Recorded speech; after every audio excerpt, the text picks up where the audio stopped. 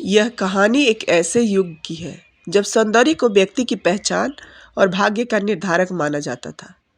यह कथा एक राजा की बेटी की है जो अपने काले रंग के कारण समाज की उपेक्षा और तिरस्कार का शिकार हुई। किसी समय की बात है जब एक समृद्ध राज्य में राजा विक्रमसेन का शासन था। वह एक न्यायप्रिय और वीर राजा थे।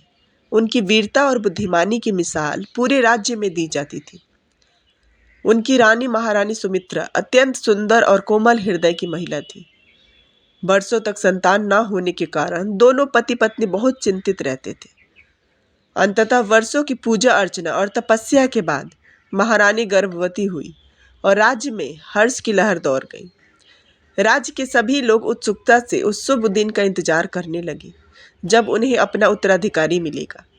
राजा स्वयं भी चाहते थे कि एक सुंदर और तेजस्वी संतान उनके वंश को आगे बढ़ाए। अंततः वह शुभ दिन आया। महल में संतान जन्म की खबर सुनकर चारों ओर हर्षोल्लास फैल गया। लेकिन जब दाई ने बच्ची को महाराज के सामने लाकर रखा तो पूरा दरबार सन्न रह गया। बच्ची का रंग सांवला नहीं बल्कि एकदम काला था, रात के अंधकार की तरह गहरा। उसकी बड़ी बड़ी आंखें चमकदार थीं और वह पूर्ण रूप से स्वस्थ थी। लेकिन समाज के लिए उस बच्ची का रंग उसकी सबसे बड़ी कमी बन गई। राजा विक्रमसेन जो अपनी संतान के जन्म को लेकर अत्यंत उत्साहित थे, जब उन्होंने बच्ची को देखा तो उनका चेहरा उतर गया। उन्होंने मन ही मन सोचा कि राज्य की राजकुमारी का रंग ऐसा होगा तो लोग क्या कहेंगे। दरबारी और मंत्रियों में कानाफूसी होने लगी। राजा की बेटी इतनी काली क्यों है? क्या यह कोई अपशकुन है? राज्य का भविष्य कैसा होगा? महारानी सुमित्रा ने जब बेटी को गोद में लिया तो उनका हृदय प्रेम से भर उठा। लेकिन जब उन्होंने राजा की आंखों में निराशा देखी तो उनका दिल बैठ गया। उन्होंने सोचा कि शायद राजा को संतान नहीं बल्कि एक सुंदर संतान की इच्छा थी। राजकुमारी का नाम नंदिनी रखा गया। लेकिन उनके जन्म के कुछ ही दिनों के बाद लोगों ने उसे काली राजकुमारी कहना शुरू कर दिया। महल की दासियां तक उसके रूप का उपहास उड़ाने लगे। बचपन में जब अन्य राजकुमारियां और राजकुमार महल के बगीचों में खेलते, नंदिनी अक्सर अकेली खड़ी रहती। अन्य बच्चों की माताएं अपने बच्चों को उसके साथ खेलने से मना कर देती, यह कहकर कि कहीं उसका रंग हमारे बच्चों को भी न लग जाए। महारानी सुमित्रा अपनी बेटी से अत्यंत प्रेम करती थी, लेकिन राजा विक्रम सिंह उससे कभी विशेष स्नेह नहीं रख पाए। उन्होंने कभी उसे गोद में नहीं उठाया, ना ही कभी प्यार से पुचकारा। महल में होने वाले उत्सवों में जब सुंदर और गोरी राजकुमारियां आकर्षण का केंद्र होती, नंदिनी को अक्सर पीछे हटा दिया जाता। राजकुमारी होने के बावजूद नंदिनी को कभी वह प्रेम और सम्मान नहीं मिला जिसकी वह हकदार थी। वह अपनी माँ की गोद में सिर रखकर रोती और पूछती, माँ, क्या मैं सच में इतनी बुरी हूँ कि पिताजी मुझसे प्यार नहीं करते? महारानी उसे समझाती, बेटी, तुम संसार की सबसे सुंदर आत्मा हो। तुम्हारा हृदय कोमल और निर्मल है और यही सबसे बड़ी सुंदरता होती है। लेकिन एक छोटी बच्ची के लिए समझना कठिन था। समय बीतता गया और नंदिनी बड़ी होने लगी। उसने अपनी बुद्धिमानी, ज्ञान और कला में निपुणता से खुद को साबित करना शुरू कर दिया। वह तलवारबाजी में भी निपुण थी और घुड़सवारी में कुशल, लेकिन बावजूद इसके महल में उसकी उपेक्षा होती रही। जब विवाह योग्य आयु आई तो राजा ने नंदिनी के लिए योग्य वर की तलाश शुरू कर दी। लेकिन जब भी किसी राज्य में नंदिनी का विवाह प्रस्ताव भेजा जाता तो उत्तर में व्यंग भरे उत्तर आते। राजा विक्रमसेन अपनी काली बेटी के लिए राजकुमार खोज रहे हैं। कौन राजकुमार अपनी वंशावली में ऐसा अपशकुन लाना चाहेगा? यह सुनकर राजा विक्रमसेन और भी शर्मिंदा होने लगे।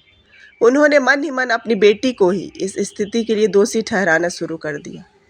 राजकुमारियों का विवाह उनके रूप गुण के आधार पर तय होता था और नंदिनी का रूप उसकी सबसे बड़ी बाधा बन चुका था। राजा विक्रमसेन ने निर्णय लिया कि अगर नंदिनी का विवाह किसी योग्य राजकुमार से नहीं हो सकता तो उसके लिए एक सन्यासिन बनना ही उचित रहेगा। उन्होंने नंदिनी को महल से दूर किसी आश्रम में भेजने की योजना बनाई। जब नंदिनी को इस निर्णय की जानकारी मिली तो उसका दिल टूट गया। उसने रोते हुए माँ से कहा कि क्या एक बेटी के लिए उसका रंग इतना बड़ा अभिशाप हो सकता है कि उसका अपना पिता उसे त्याग दे। महारानी सुमित्रा खुद असहाय थी। वे चाह कर भी राजा के फैसले के विरुद्ध कुछ नहीं कर सकती थी। लेकिन नंदिनी ने तय किया कि वह अपने भाग्य को स्वयं लिखेगी। महल के बाहर निकलकर उसने एक नया जीवन शुरू करने का निश्चय किया। एक दिन चलते चलते वह एक छोटे से गांव में पहुंची। वहां की गलियां संकरी थी, घर छोटे छोटे थे, लेकिन वहां के लोग प्रेम और अपनापन देने वाले थे। गांव में उसे आदित्य नाम का एक युवक मिला, जो एक गरीब किसान था। आदित्य मेहनती, ईमानदार और सच्चे दिल का व्यक्ति था। वह अपनी वृद्ध माँ के साथ रहता था और खेतों में काम करता था। जब नंदिनी गांव में पहुंची तो आदित्य ने उसे भोजन और शरण दी। धीरे धीरे दोनों के बीच मित्रता हो गई। आदित्य को नंदिनी के रूप की परवाह नहीं थी, बल्कि उसकी बुद्धिमानी, दयालुता और साहस से वह प्रभावित था।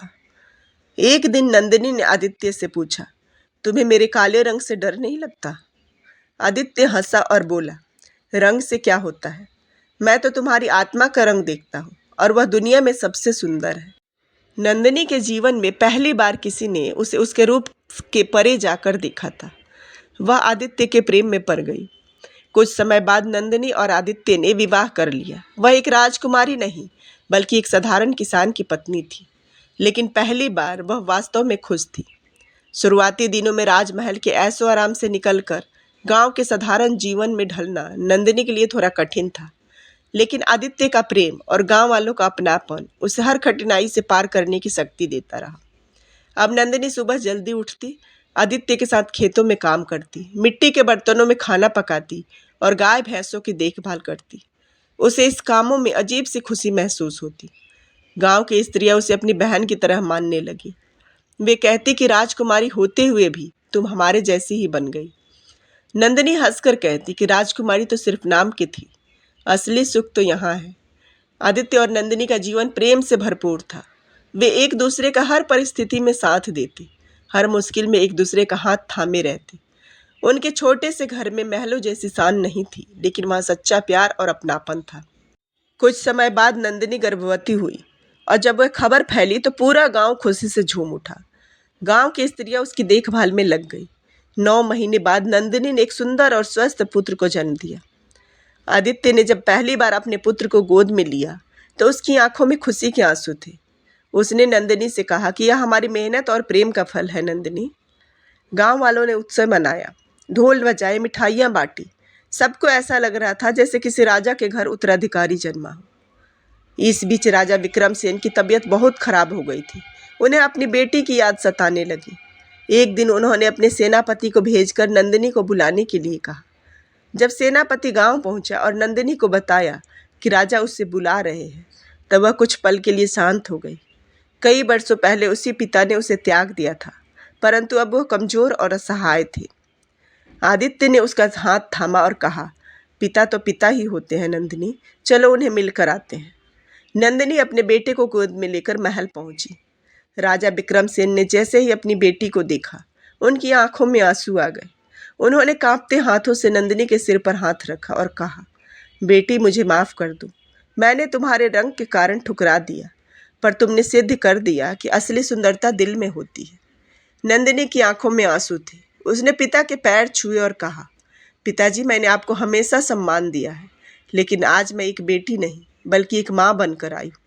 मैं चाहती हूँ कि मेरा बेटा ऐसी दुनिया में पले बढ़े जहाँ इंसान की पहचान उसके कर्मों से हो, ना कि उसके रंग से। राजा विक्रमसेन ने नंदिनी के बच्चे को गोद में लिया और उसे प्यार से चूमा।